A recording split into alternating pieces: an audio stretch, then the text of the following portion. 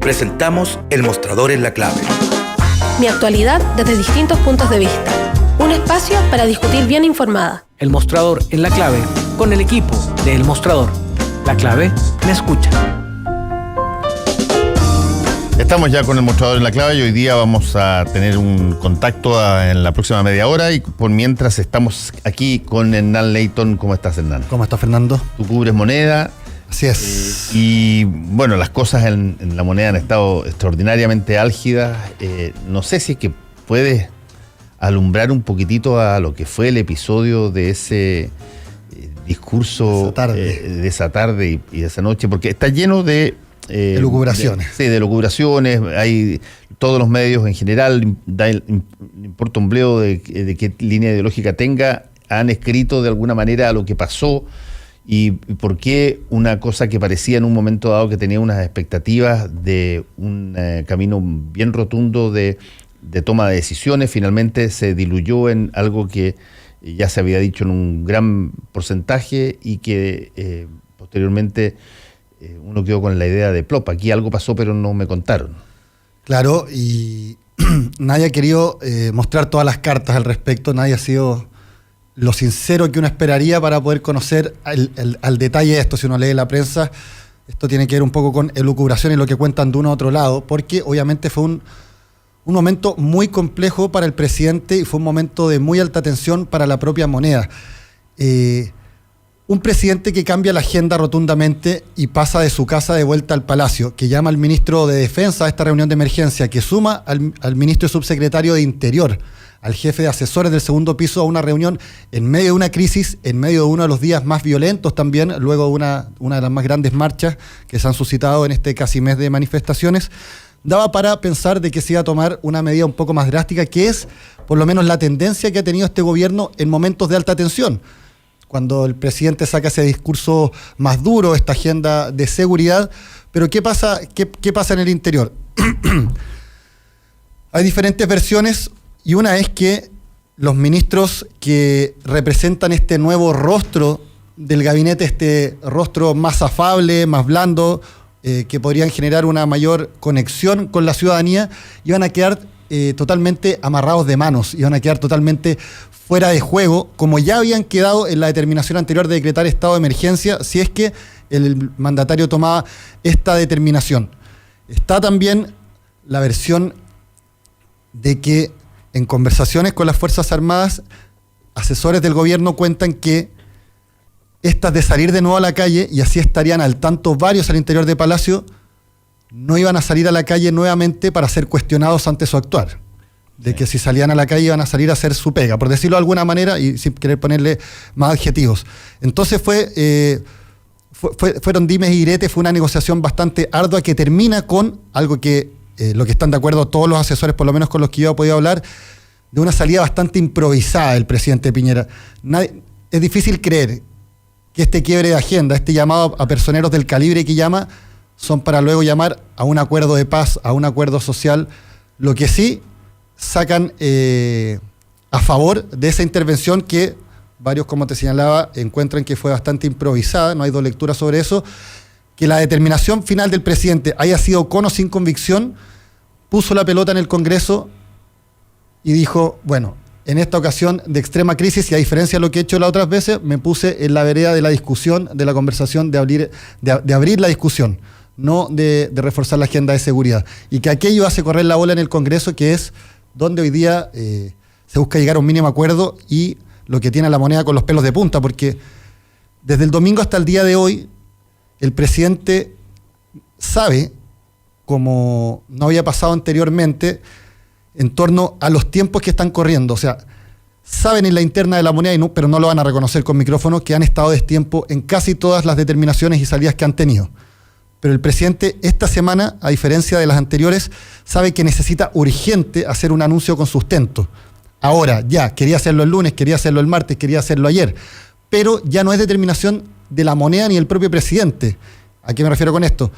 Que el presidente podría, voy a poner un escenario totalmente irreal, el presidente podría, si quiere, salir a hablar de que quiere una asamblea constituyente, pero si en el Congreso no existe un acuerdo, un acercamiento mínimo, esa idea va a rebotar y va a quedar nuevamente como un presidente que no tiene este poder, que es una imagen de debilidad presidencial nuevamente en este escenario de crisis.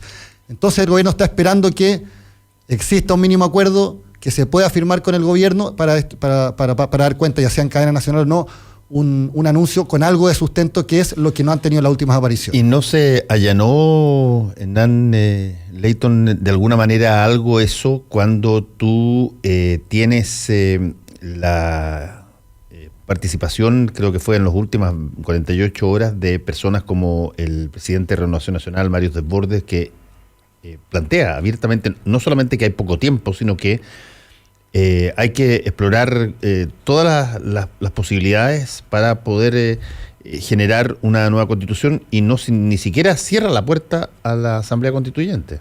Ya, pero eso es RN, que ha ido 2-3 pasos más adelante que el gobierno desde antes que naciera esta crisis. El problema es que primero se tiene que poner de acuerdo Chile Vamos, donde ayer, al parecer, luego de estas cientos de reuniones que hubo en el Congreso, hubo acercamientos. La UDI trizó este muro que había plantado 2 días atrás, donde decía que Congreso Constitucional o nada. Se habrían abierto en el entendido de que tienen que llegar a algún tipo de acuerdo. RN es el que está llevando las banderas, pero ahora está buscar el cierre con la oposición. No saca nada del oficialismo con estar de acuerdo, proponer algo y que la oposición no lo tome, porque nuevamente sería un anuncio sin sustento. Ya, pero la oposición, que tuvo una suerte de, llamémoslo así, acto que semejaba una unión bastante transversal sobre la base de un comunicado, pero todos sabemos que hay fisuras muy fuertes y hay un montón de fragmentación todavía muy fuerte ahí.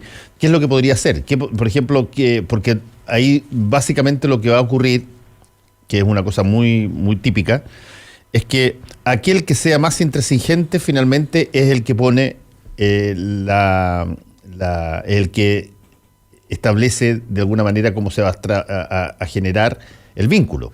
El eslabón más débil de la cadena es el que primero se rompe, y en ese caso esta potencial colaboración mutua y acuerdo mutuo de toda la oposición, bueno, dura lo que dure la posibilidad de tener una posición única frente, por ejemplo, a cosas como esa, como si es que es exclusivo el factor de Asamblea Constituyente como el redactor de la Constitución, o se puede hacer alguna cosa intermedia. Se están haciendo concesiones, y la lectura que se ha hecho tanto de las palabras del presidente cuando dice que él cuando por primera vez sale de la boca del presidente esta idea de un Congreso Constituyente para una nueva Constitución, la lectura que se hace desde la oposición a esas palabras del presidente es que él puso la firma para dar iniciadas las negociaciones. Ese es el punto de partida. Así como un día atrás parte de la oposición había dicho que solo Asamblea Constituyente, también fue leída desde el oficialismo del gobierno como la oficialización del comienzo de las negociaciones. Este es el punto de partida. Para la calle son señales, para adentro son puntos de inicio de conversaciones. Y ayer, por lo menos, ya existen ciertos acercamientos. RN ha dado el primer paso y está en línea con lo que la oposición propone de, ya, yo estoy en la Asamblea Constituyente, ustedes están en el Congreso, Convención Constituyente. Ahora la discusión es, porque RN ya dijo, por lo menos en su comité político extraordinario, que está por el plebiscito de entrada y salida, algo que parecía absolutamente improbable en el oficialismo y también en la moneda. A ver, aclaremos un poco eso, porque ¿qué significa el plebiscito de entrada? ¿Qué significa el plebiscito de salida? Un plebiscito de entrada significa básicamente contestar a la pregunta central: ¿quiere usted o no quiere usted que haya una nueva constitución? Básicamente dilucidar de tal manera que si es que se hace la constitución y se tiene que esté respaldada irrefutablemente por una cantidad muy poderosa de representatividad ciudadana. Y lo que copa por lo menos la insistencia de la participación ciudadana en esta discusión. Exactamente, y además así la gente participa de todo porque ha tomado una decisión de tenerla. Y el plebiscito de salida es lo que el presidente llamó el plebiscito ratificatorio. Exacto. Que es que cuando ya se tiene, después de que haya un congreso, después de que haya asamblea, después de que haya convención, cualquiera sea el método, ya se tiene un documento consensuado por todos aquellos que forman parte de esa situación, se ofrece a la ciudadanía para un referéndum, un plebiscito que ratifique o rechace ese contacto. Así que esas son las dos opciones. Claro, y ahora la discusión estaría entrampada en de hacer una convención constituyente, es decir, parte ciudadanía, parte Congreso, si es que los congresistas que participen debiesen o no renunciar a su cargo, y cuál es el porcentaje de ciudadanos y cuál es el porcentaje de congresistas. El PS propone 80% ciudadanos, 20 congresistas, RN propone 50 y 50. Por ahí está el enredo. Hoy día se supone que el oficialismo iba a tener una respuesta a la proposición de la oposición, pero en el gobierno están desesperados porque saben que 24 horas es una vida entera en medio de esta crisis sin poder hacer un anuncio con algo más de sustento. Sí, ahí hay un punto interesante. Convengamos, y creo que hay un muy buen documento que sería bien interesante que se difundiera más, ¿ya? Que es un documento que generó el PNUD, el Programa de Naciones Unidas para el Desarrollo, con varias constituciones en el mundo y cómo fueron sus procedimientos, algunos fueron por Asamblea Constituyente, otros fueron por convención, otros fueron por Congreso Constituyente, y hay muchísimos países que lo han hecho y se demuestra muy claramente qué hace uno, qué hace otro en términos pedagógicos. Vamos a tener ahora un contacto con el profesor de Derecho Administrativo, Luis Cordero. ¿Cómo estás, Luis? Hola, ¿qué tal? Buen día. ¿Cómo estás tú viendo esto que estamos conversando ahora, que es básicamente la viabilidad de que se pueda consensuar un mecanismo o una herramienta más bien para poder generar lo que ya aparentemente se está generando en torno a una nueva constitución? Mira, para mí es un hecho histórico. En toda la República Independiente de Chile, desde su origen hasta hoy, nosotros nunca hemos tenido un proceso de estas características. Jamás. En otros términos, que la Constitución no sea impuesta por algún bando vencedor y donde se esté discutiendo un procedimiento que trate de establecer reglas de mayor inclusión posible para tener un proceso genuinamente deliberativo. Y yo creo que no sé si tenemos conciencia o existe conciencia incluso en la clase política de la trascendencia de lo que están discutiendo hoy, ¿no? Más allá. Entonces yo creo que lo primero que me parecería relevante llamar la atención es sobre eso. Lo segundo tiene que ver con el procedimiento, y es ahí donde, claro, está toda esta discusión, los momentos en los cuales los distintos países han definido sus mecanismos están muy condicionados por las condiciones estructurales que permitieron dar a ellos, ¿no? Por ejemplo, todos los procesos constitucionales después de la Segunda Guerra están muy marcados por eso, después del fin del colonialismo también están marcados por eso, en fin. Y pareciera que el mecanismo de Asamblea Constituyente o Convención Constituyente es el modo más idóneo a lo que ha estado sucediendo en Chile en el último tiempo, fundamentalmente porque en principio hay un acuerdo que debiera ser una estructura plural, diversa, en las más amplias de las consideraciones, quien debía discutir y deliberar sobre el texto de una constitución, pero además de eso, sujeta a la condición de participación pública, y esa participación pública tiene dos niveles, ¿no? Hemos estado hablando mucho de la participación desde el punto de vista de la decisión, que es mediante el plebiscito, de entrada o de salida o de ambos. Pero también sería relativamente ingenuo pensar que una vez que ojalá tengamos un acuerdo, no consideremos también los procesos de participación durante la discusión constituyente, ¿no? Que sería como otra de las cuestiones que es necesario resolver. Yo creo que por ahora el momento clave histórico tiene que ver con este acuerdo que ojalá se geste el día de hoy, ¿no? Y luego sobre eso estructurar los detalles, que son bastantes, creo yo. Hola Luis, te habla Hernán Leighton por acá, ¿cómo estás? Hola Hernán. Luis, una cosa que a mí me parece, que la he visto en la discusión, ya sea con gente en la calle, ya sea con pares, pero también con altos personeros de gobierno, es este temor o caricaturización que existe de la Asamblea Constituyente, entre la desinformación y el temor a que muchos creen que va a firmar el que más grite, o quién me va a representar, qué niveles de educación tiene esa persona. Hay mucha desinformación al respecto y mucho temor, principalmente por lo menos desde el oficialismo. Sí, pero fíjate que si tú tomas esas prevenciones y tú tomas la historia del voto universal, te vas a dar cuenta que cuando los opositores al voto universal basaban precisamente sus prevenciones en función de eso. Van a votar los menos educados, van a participar quienes no tienen conocimiento de los asuntos públicos, etcétera. Es como un temor a la democracia. Y a mí me parece que lo que ha demostrado el voto universal es, entre otras cosas, que en general cuando la democracia funciona bien, tiene... Lucho, estamos conversando con el profesor de Derecho Administrativo y columnista de diversos medios, Luis Cordero. Él estaba justamente viendo y conversando con nosotros respecto de cuáles son las modalidades o cuáles son las formas que eventualmente tiene esta potencial constitución que va a tener lugar y que tiene dos características históricas. Una, de producirse, Claro. independientemente de cuál sea la forma que el país acepte que sea redactada y ratificada.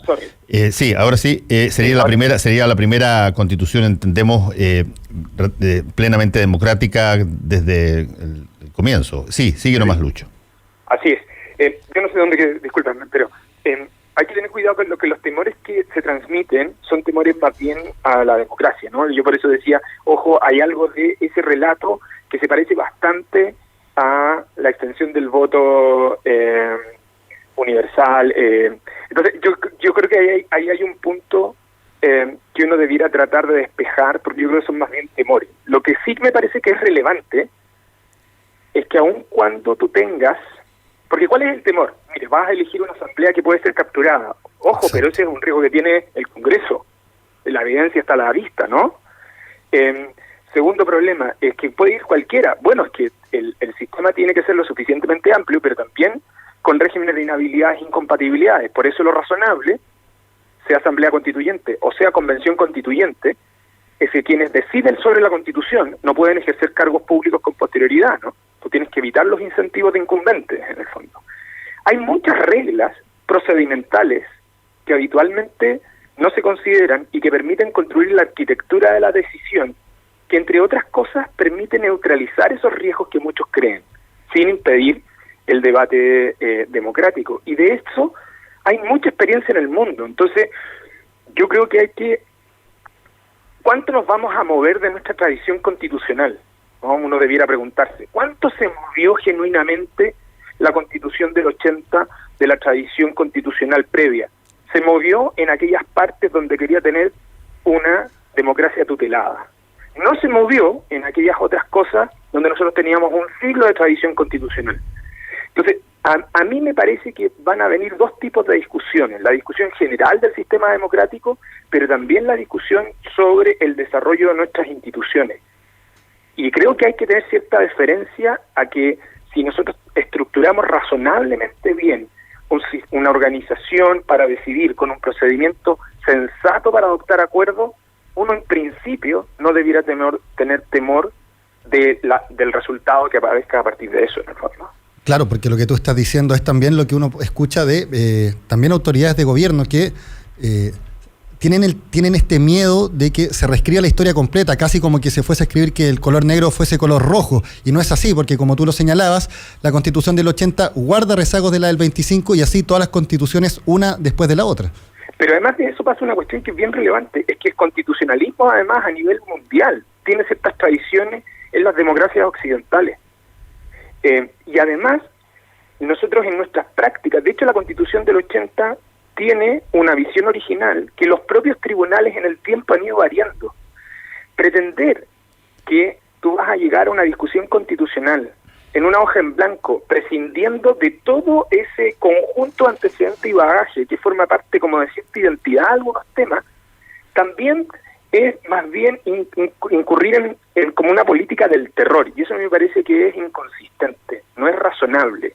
Es más bien imponer los temores por sobre lo que pareciera que es sensato, ¿no? Que es creer en la razonabilidad de las personas, porque yo creo que acá además, ojo, también hay un punto. El relato sobre preguntémosles al pueblo también tiene un problema de creer que el pueblo o la comunidad es una uniforme, y resulta que son muchas mentes y con preferencias bien heterogéneas en el fondo. Sí, eso es algo bien importante de tomar en cuenta. Aquí no solamente hay discusión bastante fuerte respecto de los mecanismos, sino que también hay discusión, por ejemplo, respecto de cosas que eventualmente pueden tener mucho más importancia, las preguntas, por ejemplo, o montones de cosas de contenido. Así es, pero esa es como la discusión, bueno, una vez que las tengamos instaladas, ¿no? Pero aquí lo que más importante es qué mecanismo, y lo que luego sigue, que no nos hemos detenido todavía, porque todavía no hay acuerdo, pero si lo hay, la pregunta inmediatamente que viene es, esa institución, la Convención Constituyente, o como se llame, ¿cuál va a ser su regla de elección? ¿Quiénes podrán participar en ella? Una vez que se instale, ¿por cuánto periodo? ¿Cuáles son las reglas para adoptar decisiones? ¿No? ¿Va a poder funcionar? Además, deberá tener obligación de funcionar a nivel regional y nivel local. ¿Cómo se van a instalar o cómo se van a insertar procesos participativos entre medio? Hay un conjunto de reglas procedimentales que van a legitimar a su vez el proceso de decisión de esa convención, que es necesario definir. Esos se definen, además, por este Congreso, porque convengamos que todo esto es una discusión que debe ser resuelta por el Congreso. Entonces, hay muchos detalles aún que permiten ir construyendo una arquitectura que permita razonablemente tomar decisiones en el futuro. Estamos conversando con el abogado de Derecho Administrativo Luis Cordero, columnista también de medios de comunicación. Luis, hay un punto que creo yo es interesante. Uno cuando pasa este tipo de cosas, da la impresión que son muy infrecuentes. Es tan tremendamente infrecuente redactar una constitución y planteársela a la población civil que uno escoge, por cierto, y hay gente que lo hace así, escoge de a uno, así como escogiendo las cerezas o las arvejas, escoge todas aquellas que calzan con el sesgo que uno tiene para poder decir que sí son buenas la Asamblea Constituyente o son pésimas. Entonces hay gente que te coloca, mira lo que pasó en Venezuela y en Cuba, y otra gente que te dice, sí, ya, pero mira la de Islandia y la de España. Y finalmente llegamos a una suerte de búsqueda de empate en términos de los elementos cuando la asambleas constituyentes y la confección de constituciones es una cosa extraordinariamente común en el planeta, y de hecho probablemente no ha habido un sector que haya tenido más trabajo en este sentido, si tú quieres, que los países que conformaban la Unión Soviética y que después del muro, todos ellos tuvieron que sacar una constitución individual, y muchos de ellos posibilitando a través de esa constitución que los mecanismos de mercado capitalista pudieran operar. Sí, pero mira, tenemos varias experiencias. Mira, lo que pasa, las experiencias después de la Segunda Guerra son con crisis institucionales brutales. Exacto. El fin del colonialismo tuvo en África los mejores constitucionalistas europeos, los mejores, ¿no? Las mejores plumas europeas. Sin embargo, no consideraron un factor clave, y era cómo se desarrollaban, cómo entendían esas comunidades su propia como experiencia colectiva, ¿no? Esos procesos constitucionales fueron un fracaso, aunque tuvieran las mejores plumas constitucionales. Los procesos que vinieron tras la caída del muro tuvieron fuerte colaboración internacional. Algunos que han tenido, que han sido como episódicos, pero muy significativos, tú citaste el caso de Islandia, fueron relevantes también en el contexto de sus crisis locales.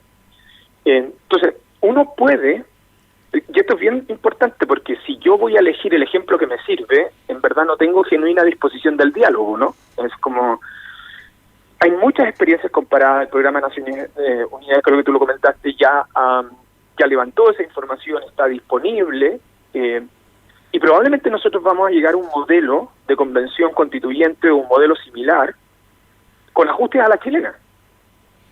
Pero lo que a mí me parece más trascendente es tener claridad de que este es el primer momento en que estamos en condiciones de poder tener una discusión a través de un modelo participativo en condiciones de igualdad, ¿no? En condiciones de igualdad de las distintas preferencias.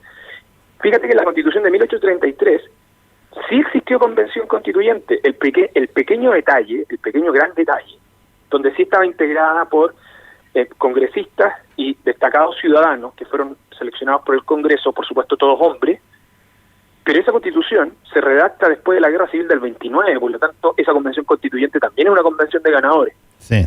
Entonces, hay algo detrás de eso que tiene que ver con la posición o la trascendencia en la que nos encontramos y que tiene que también recoger las experiencias de las prácticas constitucionales que nosotros hemos tenido hasta ahora. Para decirlo en términos sencillos, probablemente la discusión constitucional va a importar más el constitucionalismo empírico, es decir, la manera en cómo nosotros hemos entendido nuestras prácticas constitucionales en los últimos años, más que el constitucionalismo metodológico, es decir, lo que los profesores de Derecho creen que debe ser la Constitución.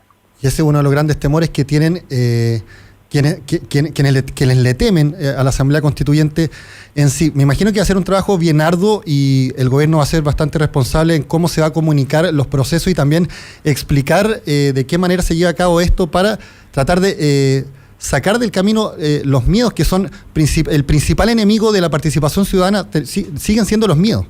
Obvio, y fíjate que una de las cosas que es bien relevante tiene que ver con que también nosotros, porque claro, caminamos en el filo del cuchillo, porque o logras o tienes la gloria, porque es un proceso exitoso, o esto se entierra y con todas esas consecuencias sociales que esto pueda tener. Pero mirando en el vaso medio lleno, no hay proceso constituyente de estas características que no se pueda desarrollar sin activa participación ciudadana e información pública. Sí.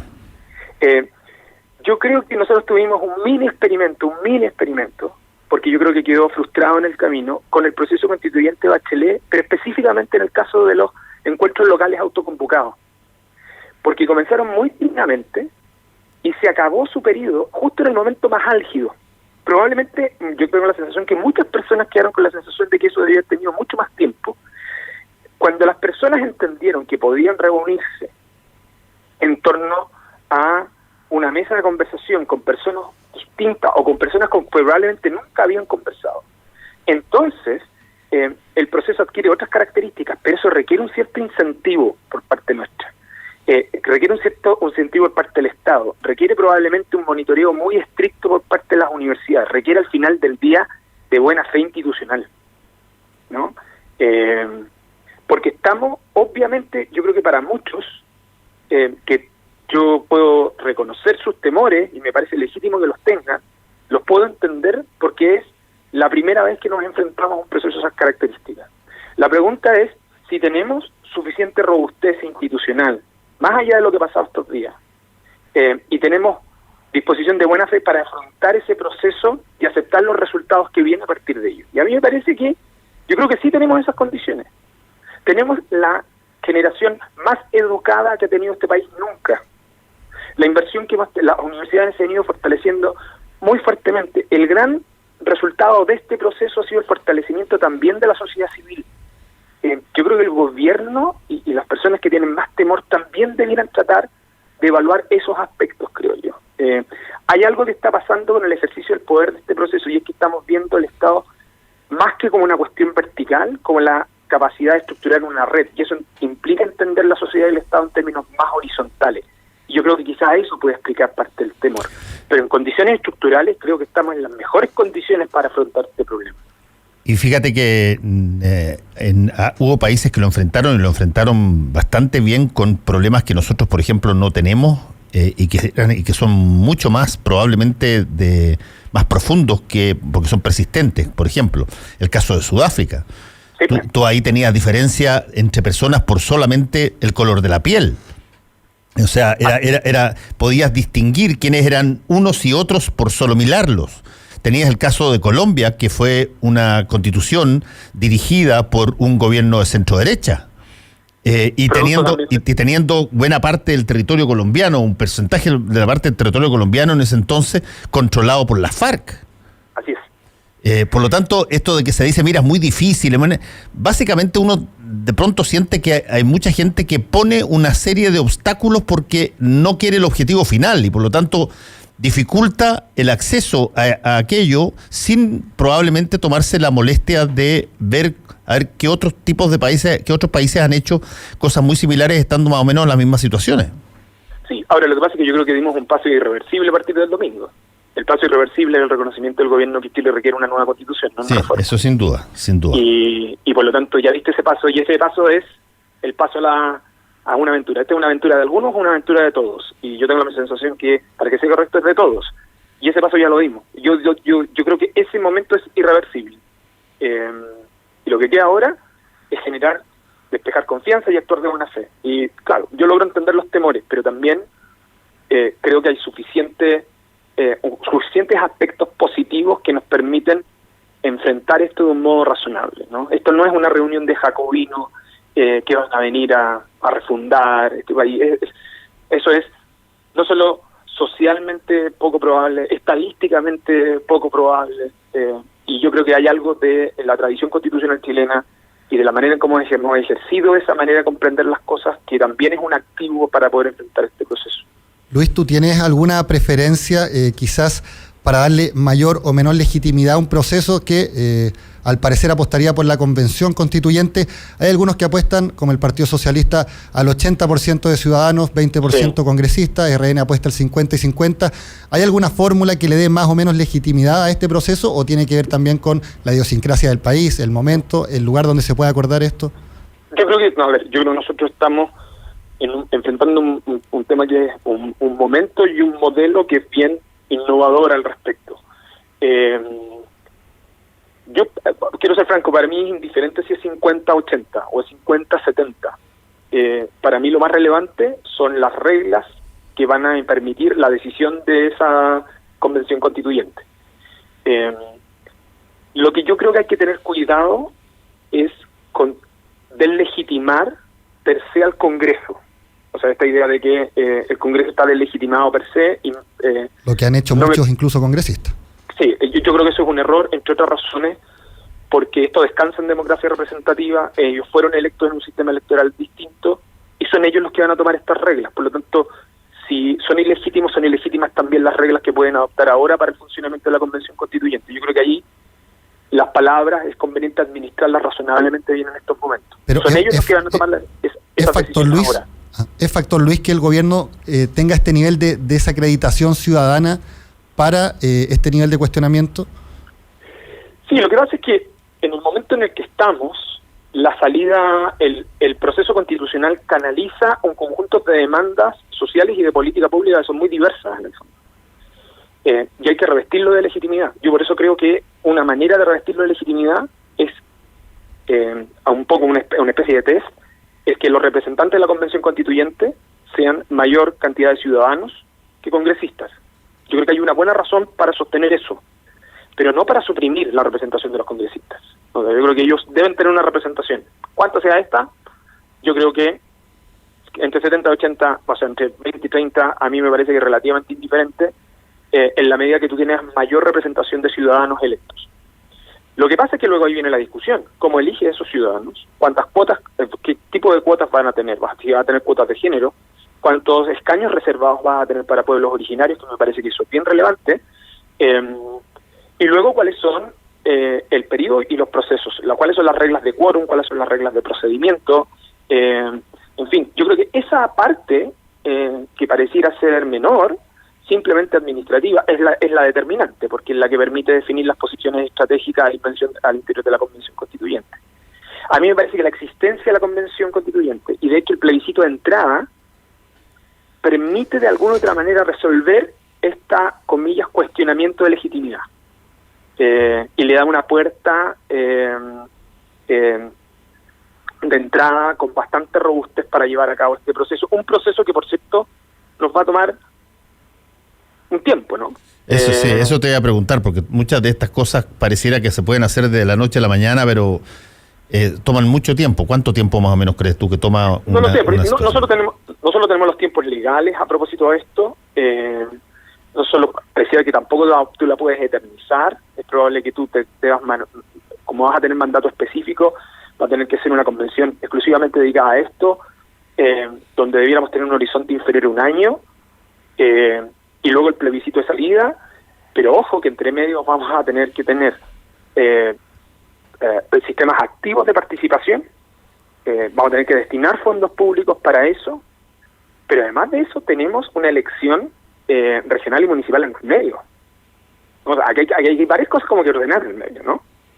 El Estado tiene que seguir funcionando, etcétera, pero nosotros nos debiera razonablemente tomar, no debiera ser superior a un año, pero también nos va a tomar con algún tipo de contingencias que nosotros debiéramos tener administradas en la actualidad. El proceso constituyente, si se cierra la metodología, si se cierra hoy día el mecanismo, incluyendo plebiscito, nos debiera dar un horizonte de 1 año y medio, 2 años para el cierre total de ese proceso, pero al medio pasan un conjunto de cosas que también tenemos que saber administrar, porque luego se dan incentivos de comportamientos estratégicos muy diversos, ¿no? Y desde el punto de vista del ordenamiento y de que todo esto se asocie, digamos, a un proceso legal, ¿en qué momento sientes tú o crees tú, Lucho, que debiera darse un marco de inicio para esto? Esto es algo que, el presidente lo propone y lo acepta el Congreso y ya tenemos iniciado algo, o se deben establecer ritos específicos, protocolos particulares de eso. Bueno, por lo pronto hay que resolver si esto tiene plebiscito de entrada o no. Si tiene plebiscito de entrada, ese plebiscito probablemente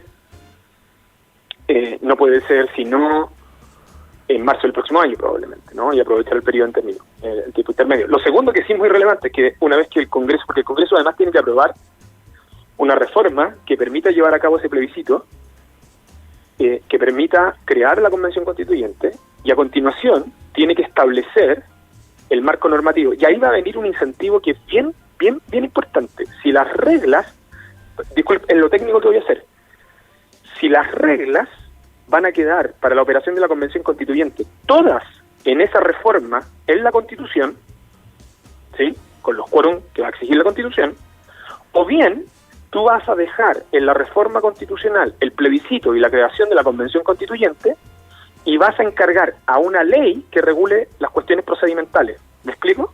Sí. Entonces, el Congreso tiene harta pega para desarrollar en este periodo de tiempo.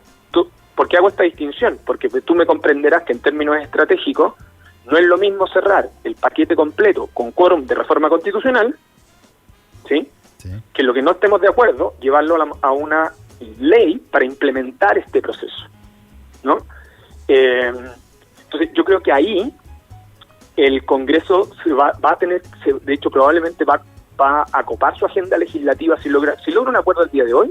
Luego viene la ruta, si hay plebiscito, las reglas del plebiscito, pero a continuación la discusión sobre la forma y modo en que se constituye, la forma y modo sobre todo en la cual opera la Convención Constituyente, si ese es el modelo finalmente que se adopta. Luis Cordero, te quiero agradecer por este contacto con Combinación Clave, que te vaya muy bien. Que estés muy bien, buenos días, chao. Bueno, se nota que el tema es mucho más fácil decir queremos asamblea constituyente que implementar una asamblea constituyente, que además, como tiene muchas modalidades, como decía Luis Cordero, de pronto lo peor que puede pasar es que una manera de tener una nueva constitución es entrabar el proceso de los mecanismos y el proceso de las herramientas y generar dificultades para que eso finalmente no llegue a puerto, digamos. Sí, y eso también, el tema de los tiempos es también otro de los temas que tiene bien conflictuada la moneda, porque conversando con gente de Palacio te dicen, mira, si nosotros podríamos apostar alto, pero ¿qué pasa si eso no pega en la calle? Porque hicimos esto y la calle sigue igual, entregamos esto, la calle sigue igual. Esto en el entendido de que algunos saben que lo hicieron a destiempo, pero tienen ese temor. Ya, ¿qué pasa si ahora firmamos la Convención Constituyente y la calle sigue igual? Bueno, hagamos una pausa y volvemos.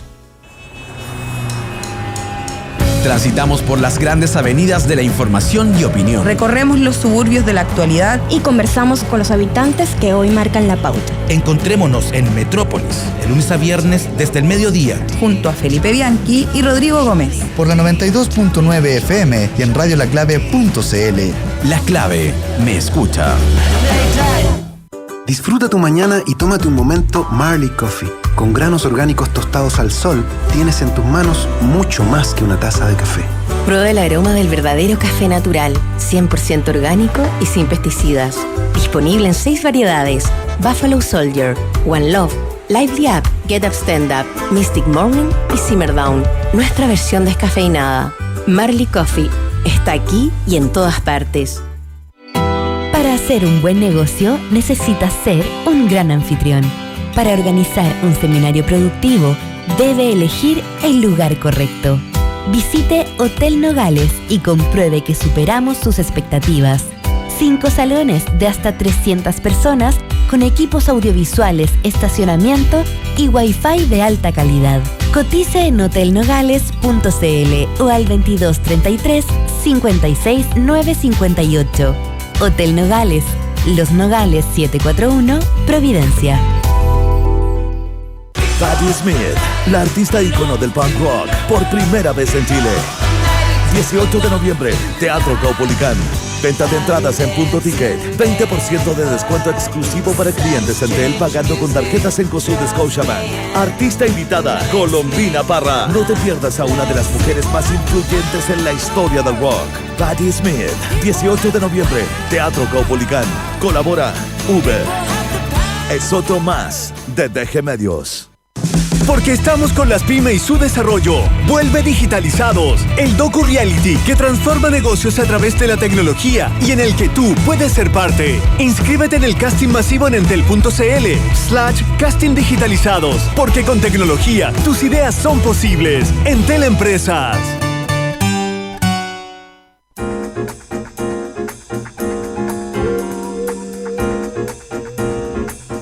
Estamos con el mostrador en la clave, Hernán Leyton con nosotros. Tú estabas tratando de ver cómo calzaba aquí la consulta nacional de alcaldes. Yo propuse hace 2 días que hubiese sido extraordinariamente potente que el Congreso, en vez de tratar de competir con ideas creativas para tratar de hacer lo mismo, ratificara o apoyara la consulta de las municipalidades, que para que las personas que no se han tomado la molestia de saber o que no tienen idea,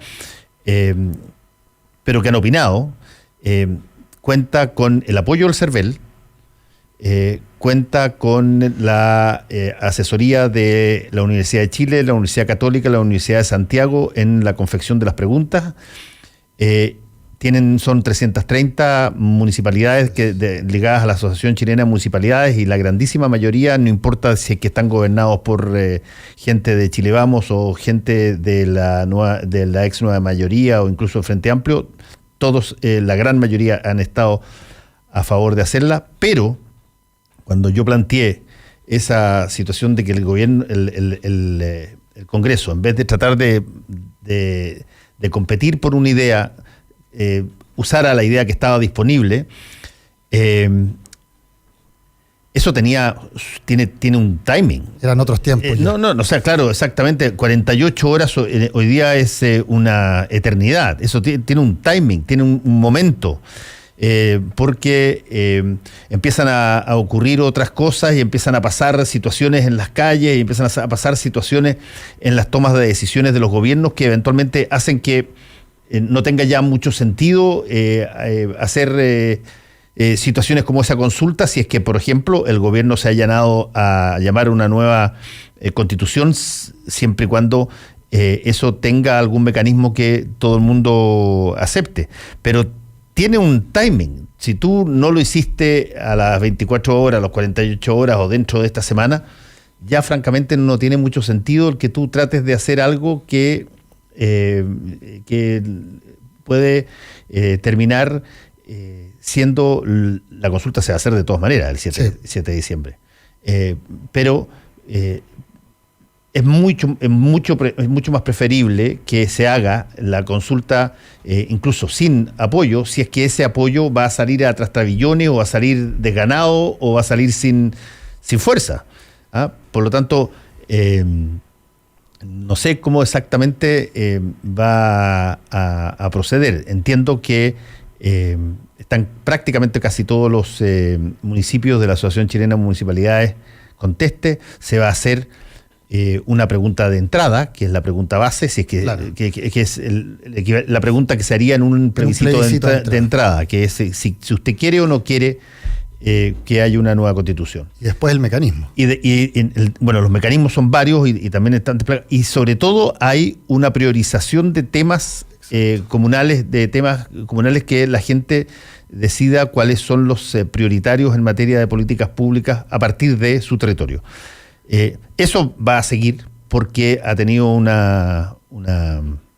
apoyo muy fuerte dentro de las municipalidades que tienen, a diferencia del Parlamento, relación constante y permanente con la gente. Y no tienen la deslegitimización de parte de la ciudadanía. Exacto, y no se concibe la equivalencia de rechazo que refleja el Parlamento. Pero digo, cuando lo planteé hace 2 días atrás, era relativamente urgente.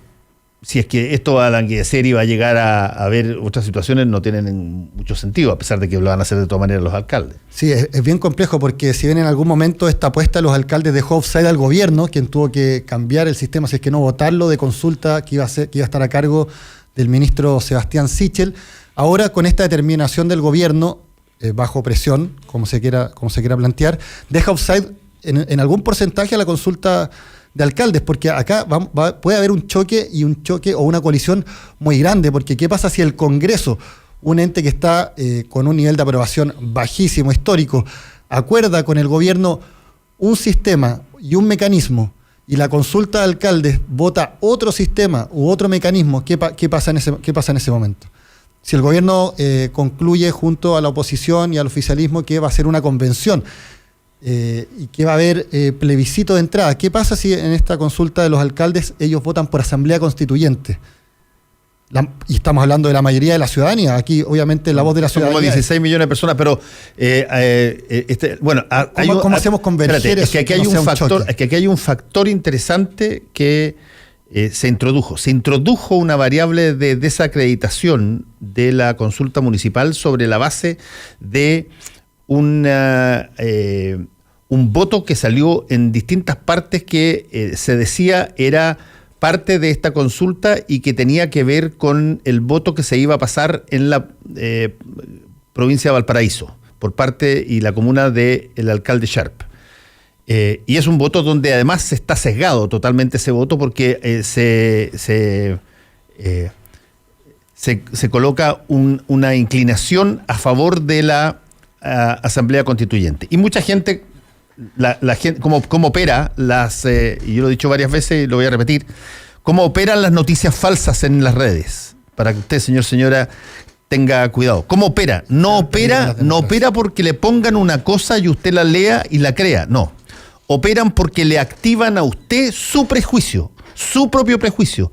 Si usted es una persona que no cree que la consulta de los alcaldes, porque los alcaldes suyos le carga y le encuentra que es lo último que podría existir, y cree que solamente importa el gobierno, te pongo un ejemplo, y la Fuerza Armada, si no crees que es eso, a ti te gatillan y te activan una cosa falsa que emana de ese municipio que tú detestas, y por lo tanto tú desacreditas todo. Entonces aparece un voto que supuestamente tiene que ver con la Municipalidad de Valparaíso y que forma parte de esta consulta, y por lo tanto ese voto es tan sesgado que hay que desacreditarla toda. Afortunadamente, y en un trabajo que lo ha hecho muy bien el diario La Tercera, el día de hoy se hizo el fact-checking, que es el chequeo factual de las cosas, y se da cuenta hoy día en el diario que es totalmente falso ese voto y no tiene nada que ver con la consulta nacional. Pero para las personas que estaban en contra porque les asusta que pueda haber una situación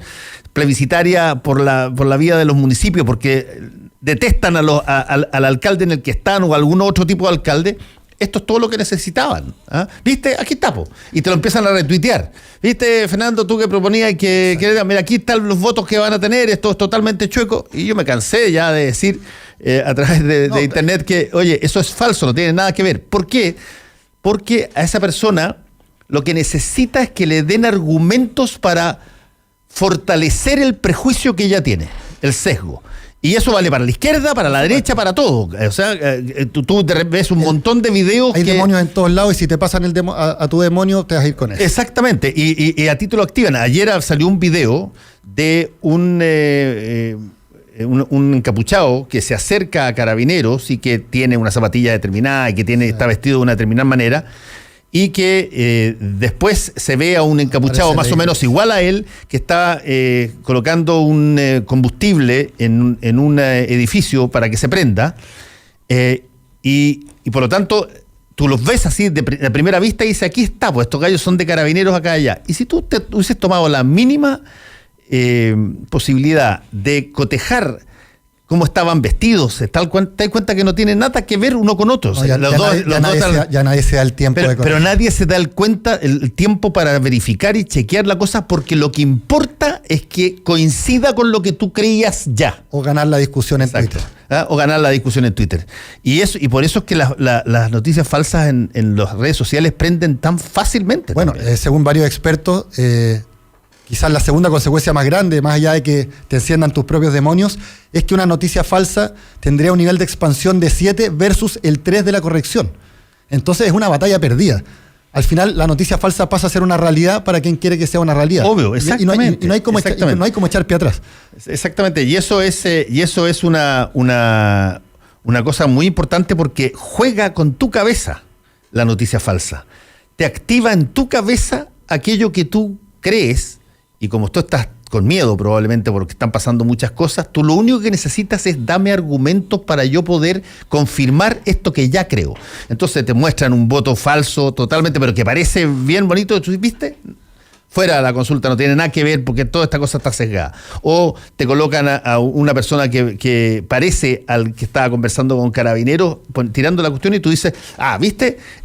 Son los pacos los que están detrás de los incendios, y no te tomas pero una mínima molestia de tratar de averiguarlo un poquitito más, de percatarte los detalles, de conversar con otras personas a ver si es que tienen alguna idea sobre este asunto, porque te calma el miedo inmediatamente y te refuerza el sesgo. No, hoy en día el tema de las noticias falsas, bueno, se ha hablado tanto, se ha escrito tanto durante estos últimos años, tiene que ver con que es hoy una de las armas más potentes y más ponzoñosas, por decirlo de alguna manera, en contra de la democracia. Hoy en día, en una discusión, en una crisis donde la ciudadanía está tan polarizada, es muy fácil, por decirlo de alguna manera, dejar sembrada una noticia falsa. ¿Y con eso qué pasa? Y lo dejas ahí, latente. Por ejemplo, una cosa que es interesante... Y cuando llega a una autoridad y que pasa más seguido de lo que debiese pasar, obviamente si el nivel de expansión era 7, pasamos aquí. Déjame plantearte una situación que también pasó. De repente aparece y circula una noticia de que los hijos y la familia del presidente se fueron fuera del país a Australia. Claro. Y las personas que dicen, oye, este gobierno se está cayendo y Piñera, qué sé yo, es lo último de lo último, mira, a ver, el tipo está sacando a su gente porque aquí viene el golpe de Estado que siempre se ha querido por parte de la derecha y punto. Pero nadie se preocupa de averiguar si es que es verdadero o no es verdadero, pero calza con lo que tú creías. Se transforma en tema de debate y se hace realidad. Exacto, y se hace realidad. Hasta que aparece la información fidedigna de que no tiene nada que ver y que él tiene un hijo que vive en Australia, pero él no tiene nada que ver, ni nadie ha salido, en fin. También sea a través de los audios de WhatsApp, que fue uno de los mayores cuestionamientos a la elección presidencial en Brasil, que se acusó como una herramienta pro-bolsonarista en su momento. Pues a uno le llegan tantos audios de WhatsApp de gente alarmada que pareciera que todos son familiares de coroneles, todos son familiares de la presidencia, todos son familiares de parlamentarios. Claro, o sea, yo tengo una fuente increíble adentro de nosotros que me dijo tal cosa. Mi hermana trabaja con tal persona que conoce a esta persona y le dijo que había que arrancar. Y eso es bien interesante. Y genera pánico. Claro, genera pánico y genera movimiento. Pongámoslo de la siguiente manera. Todo el fenómeno de Chilezuela durante la última elección, yo no tengo idea cuántos votos cambió, pero debe haber cambiado una buena cantidad de votos. Muchos acuerdan en que cambiaron votos. O gente que no estaba dispuesto a votar y que fue a votar porque no quería esta situación. Tú tienes lo que pasó o ha pasado en elecciones en otras partes, en términos, por ejemplo, de la discusión sobre Cambridge Analytica y las elecciones que hubo en distintas partes de Europa y en Estados Unidos, donde básicamente lo que se quería era ubicar tus datos para que con la configuración del perfil tuyo te pudieran llegar mensajes exactamente sensitivos o sensibles para ti y para tú como pensaras, y de tal manera de que no tuvieras que hacer el proceso reflexivo de todo el lector, sino que simplemente actuaras de emoción. Y eso, desgraciadamente, es una cosa que está muy presente en el caso de las redes sociales. Por ejemplo, yo es muy raro que le conteste a personas, salvo que la pregunta sea respetuosa o que incluso la crítica sea respetuosa, que no tengan un nombre y apellido en su dirección de Twitter, digamos. Pero hay por ejemplo, los que tienen números, muchos de los que tienen números, los que tienen muy poco número de seguidores y tienen números, normalmente no son personas, son bots, son robots automáticos que propagan una determinada materia, y por lo tanto tú le estás contestando a una máquina que no te va a contestar nada porque no existe. Y eso hay... Esa es la realidad en que caminamos hoy en día. Sí, y hay ustedes lo pueden buscar en ¿cómo se llama? En internet. Hay métodos bastante eficientes, muchos de ellos que no te van a hacer pasar por el colador a todo, pero para poder detectar de buenas a primeras si es que la información que te está entregando un determinado tuitero, por ejemplo, puede o no puede ser potencialmente un robot, y si es que esa información tiene o no tiene asidero en la realidad, sobre todo cuando se trata de imágenes.